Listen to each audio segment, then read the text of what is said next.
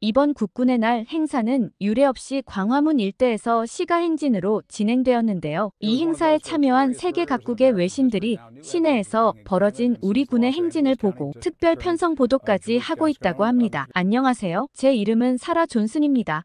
CNN의 외교 안보 전문 기자로 이번 한국 국군의 날 행사에 다녀오게 되었습니다. 행사에 도착하자마자 제 앞에 펼쳐진 광경은 정말 장관이었습니다. 블랙이글스의 축하 비행으로 시작된 국군의 날 행사는 그야말로 압도적이었어요. 블랙이글스는 대한민국이 자랑하는 세계적으로 유명한 특수비행팀인데 FA-50 전투기를 타고 하늘을 수놓는 모습은 그야말로 예술이었죠. 저를 도와주는 한국 취재원 미나 씨의 설명에 따르면 블랙이글스는 대한민국을 선양하는 중요한 역할을 하기 때문에 아무나 뽑지 않는다고 하더라고요. 그 중에서도 굉장히 기량이 뛰어난 조종사들만 선발한다는 거예요. 그 조종사들은 모두 공군의 엘리트들로 구성되는데 조종사 선발 조건이 매우 까다로워 최고의 기량과 많은 경험이 요구된다고 했죠. 심지어 기존 요원들의 만장일치로 새 요원이 선발되다니 함부로 접근할 수 있는 영역이 아니라는 생각이 들었습니다. 한참 설명을 들으며 행사를 보고 있는데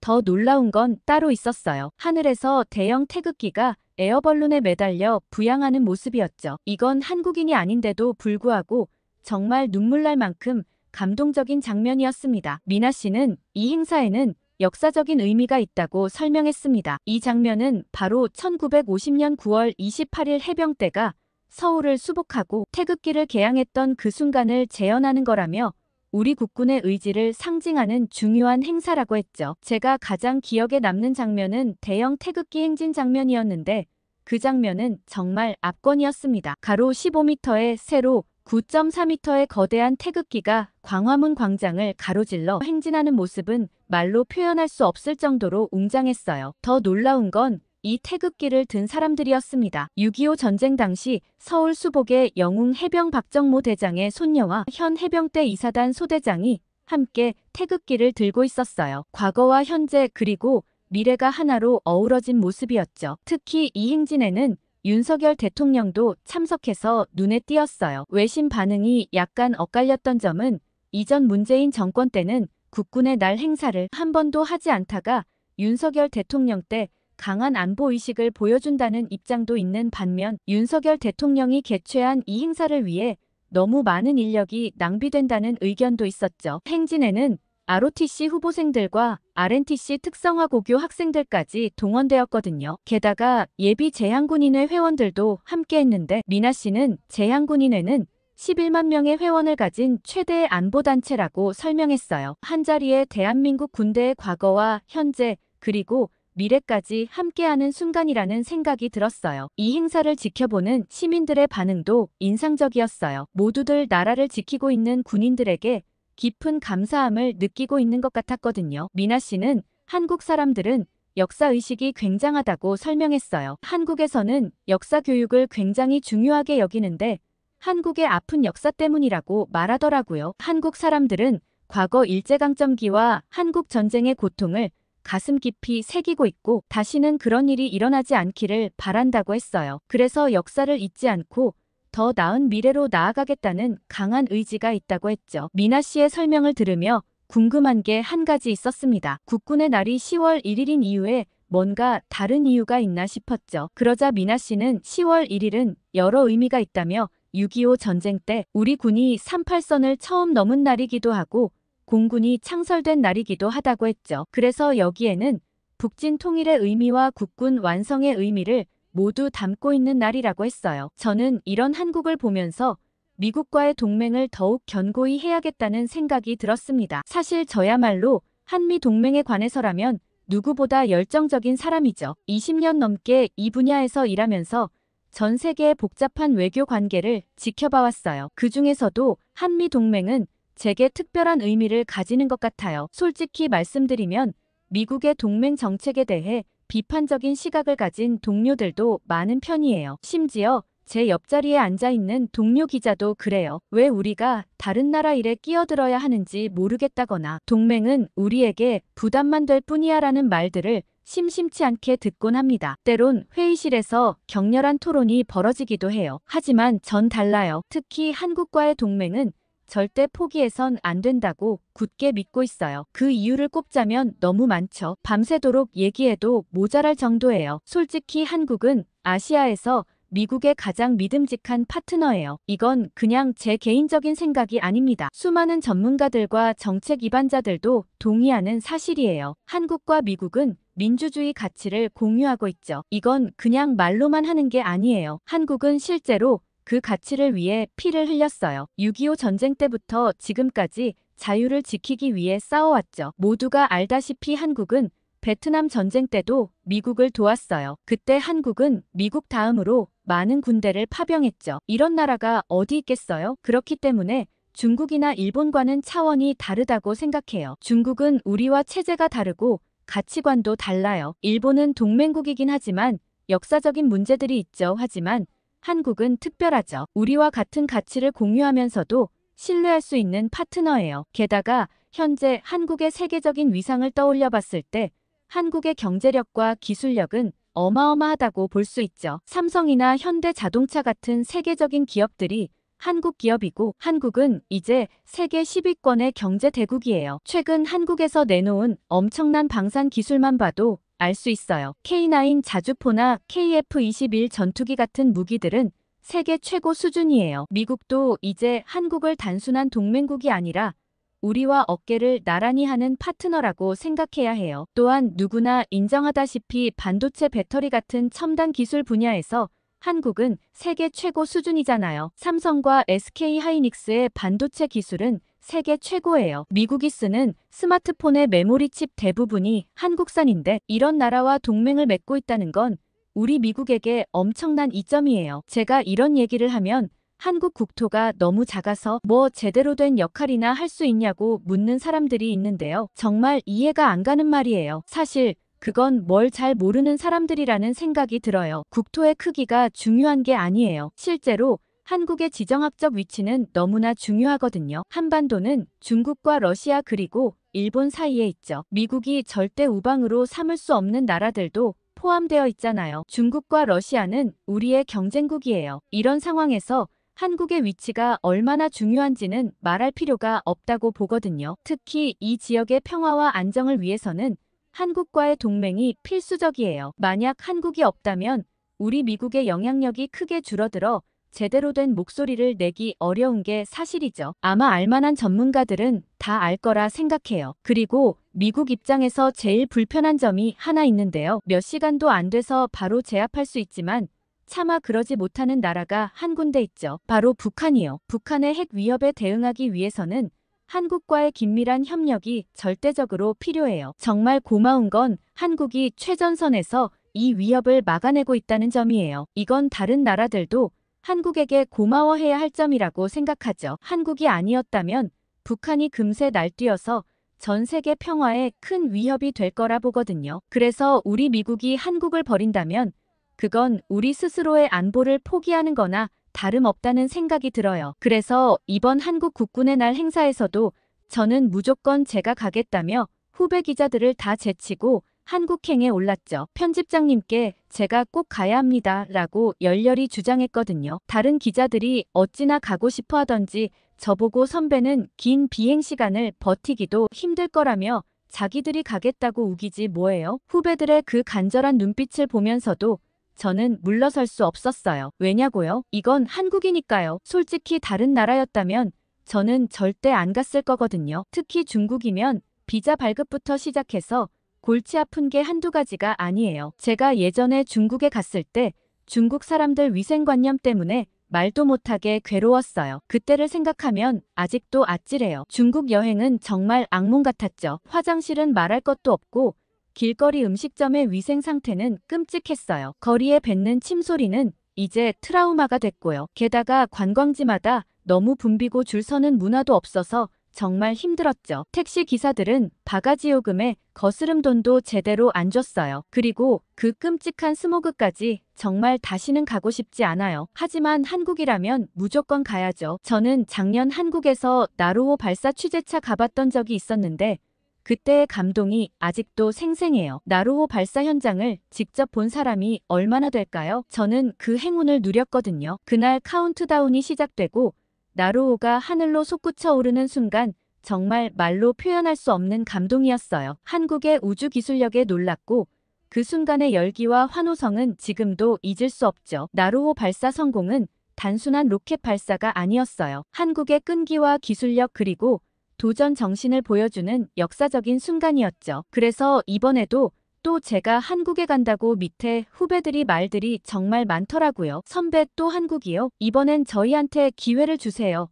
이런 말들이 쏟아졌죠. 하지만 제가 어떻게 이 기회를 놓칠 수 있겠어요? 후배들한텐 미안하지만 한국은 갈 때마다 영감을 많이 주는 나라라서 저는 포기할 수 없었어요. 특히 이번 한국 국군의 날 행사는 정말 기대가 큰 만큼 만족스러웠던 것 같아요. 작년에도 놓쳤기 때문에 올해는 꼭 보고 싶었죠. 어느 정도 행사가 마무리되고 저는 다른 기자들과 잠시 이야기할 시간을 가질 수 있었습니다. 각국의 기자들도 굉장히 많이 왔더라고요. 정말 놀라웠어요. 전 세계에서 온 기자들이 한자리에 모인 걸 보니 한국의 위상이 얼마나 높아졌는지 실감할 수 있었죠. 가장 처음 일본 기자와 마주쳤는데 그의 표정이 너무나 복잡해 보여서 저도 모르게 말을 걸게 되었습니다. 제가 CNN 기자라고 자기소개를 하자 그는 잠시 망설이더니 입을 열었어요. 솔직히 말해 좀 당황스럽다고 하더라고요. 한국의 군사력이 이렇게까지 발전한 줄 몰랐다는 거예요. 어떤 점이 가장 인상적이었냐고 물어보니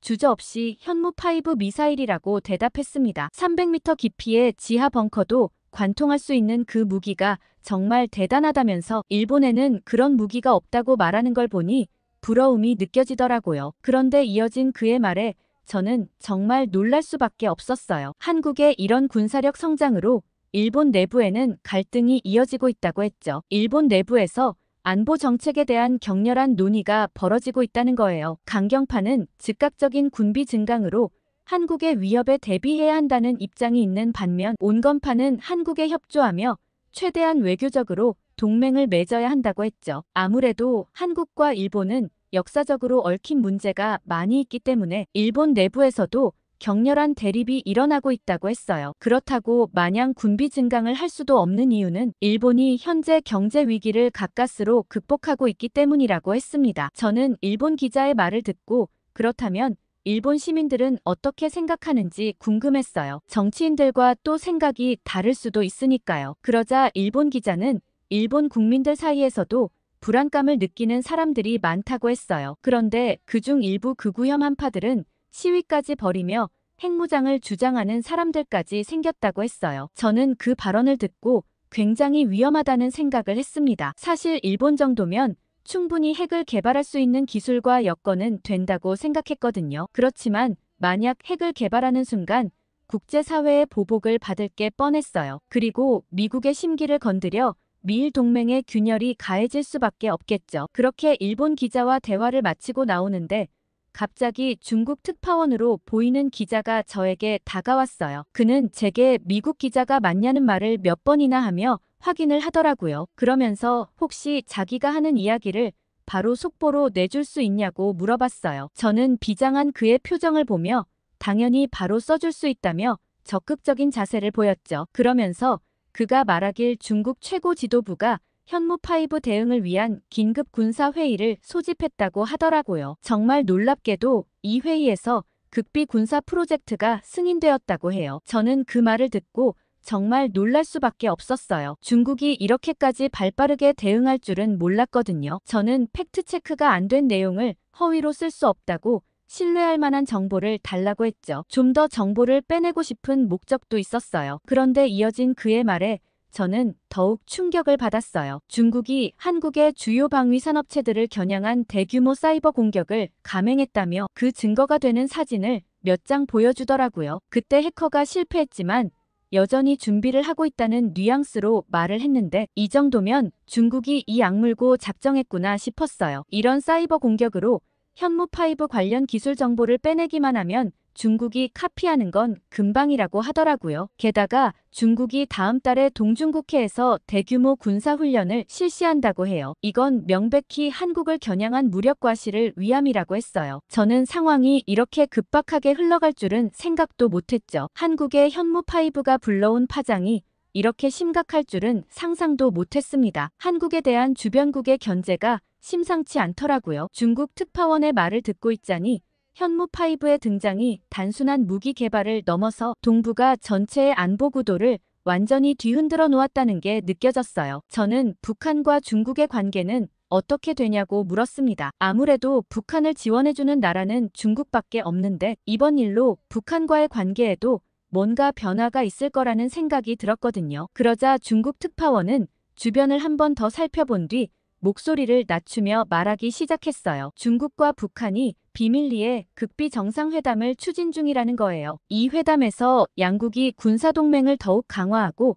피로 맺어진 혈맹을 재확인할 거라고 하더라고요. 저는 그 말을 듣고 정말 놀랐어요. 이런 움직임이 동북아 정세에 어떤 영향을 미칠지 상상도 안 갔거든요. 더 충격적인 건 중국이 북한에게 현무5에 대항할 수 있는 첨단 무기 기술을 공동 개발하기 위해 협력을 약속했다는 거예요. 이번 현무5가 개발되기도 전에 그 위력이나 파괴력을 상상해 봤을 때 북한이 현무5로 인해 자국의 지하 시설들이 더 이상 안전하지 않다는 위협을 심각하게 느끼고 있었다고 해요. 그래서 중국과 북한이 협력하여 새로운 방어 시스템을 개발 중이라는 거죠. 게다가 한국과 미국의 군사 동향을 실시간으로 공유할 수 있는 첨단 정보 시스템도 구축하려고 한다고 해요. 이 정도면 정말 새로운 냉전의 시작인 것 같아 소름이 돋았어요. 저는 중국 특파원의 말을 들으면서 이 정도까지 얘기해주는 이유가 궁금했어요. 저를 이용해서 뭔가 더 큰 그림을 그리고 있는 건 아닐까 싶었죠. 이런 얘기를 흘리는 자체가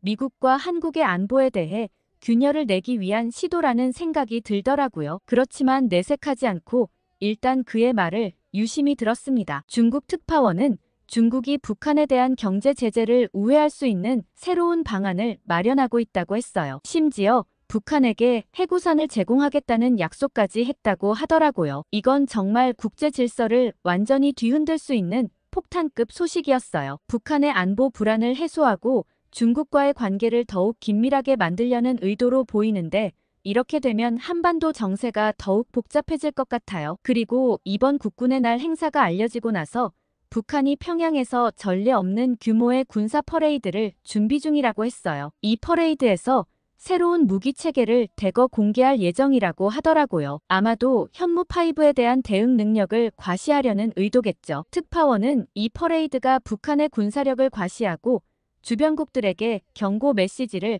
보내는 역할을 할 거라고 말했어요. 더 충격적인 건 북한이 더 깊은 지하의 거대한 도시를 건설 중이라는 첩보가 있다는 거예요. 현무5의 위협에 대비해 핵심 시설과 지도부를 더욱 안전하게 보호하려는 움직임으로 보인다고 하더라고요. 이 지하 도시는 그동안 우리가 상상했던 것보다 훨씬 규모가 크고 첨단 기술이 적용된 곳이라고 해요. 중국 특파원의 말에 따르면 북한이 비밀리에 러시아와 이란의 미사일 전문가들을 대거 영입했다는 소식도 있어요. 이 전문가들이 북한의 미사일 기술 향상에 큰 도움을 줄 거라고 하더라고요. 현무5에 대항할 수 있는 새로운 미사일 개발에 박차를 가하고 있다는 거죠. 그렇지만 저는 북한이 그 많은 돈이 어디서 났을까 싶은 생각도 들면서 중국 특파원의 말을 100% 신뢰할 수 없다는 확신이 더더욱 강해지기 시작했습니다. 저는 중국 특파원과의 얘기를 대충 마무리하려고 했고 그는 아까 했던 얘기들을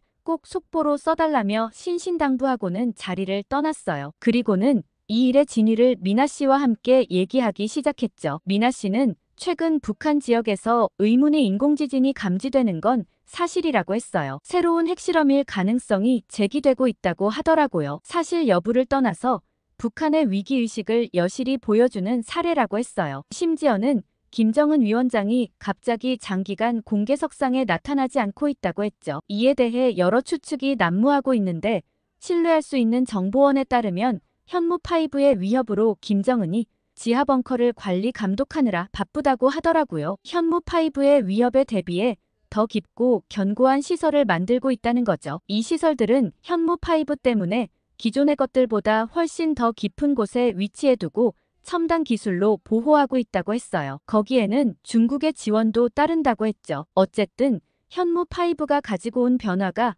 정말 대단하다는 생각이 들었어요. 미나 씨는 러시아 정보원과 이야기를 나눈 내용을 제게 들려줬죠. 러시아는 이번 현무5의 등장에 대해 표면적으로는 침착한 모습을 보이고 있지만 내부적으로는 극도로 긴장하고 있다고 해요. 정보원에 따르면 러시아는 극동 지역에 대규모 군사력을 급히 배치하고 있대요. 최신 미사일, 방어 시스템도 설치 중이라고 하더라고요. 이는 단순한 방어 차원을 넘어서는 행동으로 현무5로 인해 바뀐 동북아 군사 균형에 대응하기 위한 전략적 움직임이라고 해요. 더 놀라운 건 러시아가 북한과 비밀리에 군사기술 공유 협정을 체결했다는 정보예요. 아까 중국 특파원이 말해줬던 정보가 어느 정도 사실인 것 같더라고요. 이 협정에는 현무5에 대항할 수 있는 첨단 미사일 기술 공유가 포함되어 있다고 하던데 이건 한반도 정세에 큰 영향을 미칠 수 있는 중대한 사안이라고 느껴졌어요. 그리고 러시아는 현무5에 대해 위협을 느끼고 최후의 수단으로 한국에 대한 경제 제재도 검토 중이라고 했어요. 지금 우크라이나랑 전쟁하기도 바쁠 텐데 이건 정말 푸틴의 발악처럼 느껴졌죠. 그런데 미국의 꽤나 위협적인 이야기도 들려왔습니다. 러시아가 중국과의 연대를 강화하고 두 나라가 대규모 공동 군사훈련을 계획 중이라고 하더라고요. 그러면서 동북아 안보회의를 개최해 러시아가 이 지역의 중재자 역할을 자처하며 영향력을 확대하려고 한다는 말을 전하더라고요. 이게 만약 성사되면 한국을 고립시키려고 미리 다른 나라들과 로비를 하지 않을까 하는 생각이 든다고 했어요. 이렇게 된다면 미국 측에서도 가만히 있을 순 없다는 생각이 들어요. 우주산업 관련해서는 러시아가 꽤나 우위를 차지하고 있는데 러시아가 우주 기반 미사일 방어 시스템 개발을 하고 있는 것도 거슬리는데 한국까지 소외시켜버리면 영향력이 너무 커지거든요. 그렇게 미나 씨와 헤어지고 나서 제 머릿속은 온통 오늘 본 한국 군대의 경이로운 모습과 주변국들의 반응에 대한 생각들로 가득 찼어요. 한국의 현무5 미사일이 가져온 파장이 이렇게 클 줄은 정말 몰랐거든요. 중국이나 러시아의 반응을 들으니 상황이 더욱 심각해 보였죠. 문득 한국 국군의 날 행사를 궁금해하던 CNN의 동료 기자가 생각났어요. 그에게 전화를 걸어 오늘 들은 이야기들을 전해주고 싶었죠. 전화기를 꺼내 번호를 누르고 통화를 시작했어요. 그런데 한참 대화에 집중하느라 앞을 제대로 보지 못했나 봐요. 갑자기 누군가와 부딪혔고 그 충격으로 전화기가 손에서 떨어져 버렸어요. 깜짝 놀라 주워 보니 액정이 다 갈라져 있더라고요. 다행히 휴대폰은 정상적으로 작동했지만 화면이 엉망이 되어버렸습니다. 상대방은 정말 미안하다며 연신 사과를 했어요. 수리비를 주겠다면서 전화번호를 적어 건네주더라고요. 제 번호를 받아가기까지 했어요. 사실 한국에서 수리를 맡기면 일주일은 걸릴 텐데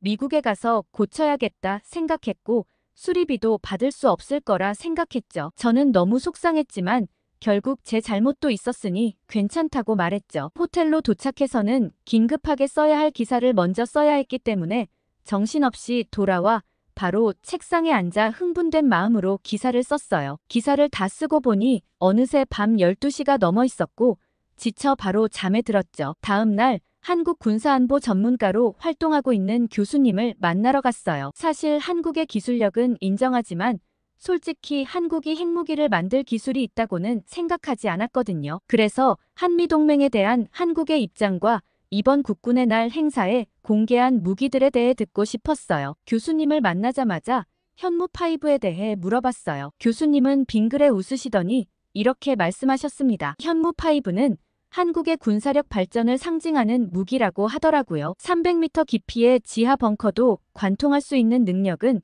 세계 최고 수준이라고 하더라고요. 그런데 놀라운 건 이게 시작일 뿐이라는 거예요. 한국은 이미 더 발전된 무기 체계를 개발 중이라고 해요. 그리고 교수님은 한국의 핵무기 개발 가능성에 대해 흥미로운 얘기를 해주셨어요. 한국은 이미 핵무기를 만들 수 있는 기술력을 갖추고 있다고 해요. 다만 지금은 국제조약 때문에 개발하지 않고 있을 뿐이라고 하더라고요. 이 말을 듣고 정말 놀랐어요. 제가 한국의 기술력을 과소평가했던 걸까요? 교수님은 계속해서 말씀하셨어요. 한국은 현재 세계 최고 수준의 원자력 발전 기술을 보유하고 있다고 했어요. 이 기술만 있으면 언제든지 핵무기 개발로 전환할 수 있다고 하더라고요. 저는 그 말에 좀 무서워졌습니다. 사실 한국의 미사일 기술이 세계 최고 수준이라는 건 모두가 알고 있잖아요. 이번 현무5로 그 생각이 더욱 견고해지기도 했고요. 저는 언제부터 한국이 이 기술을 가지고 있었던 건지 여쭤봤습니다. 이어지는 교수님의 다음 말에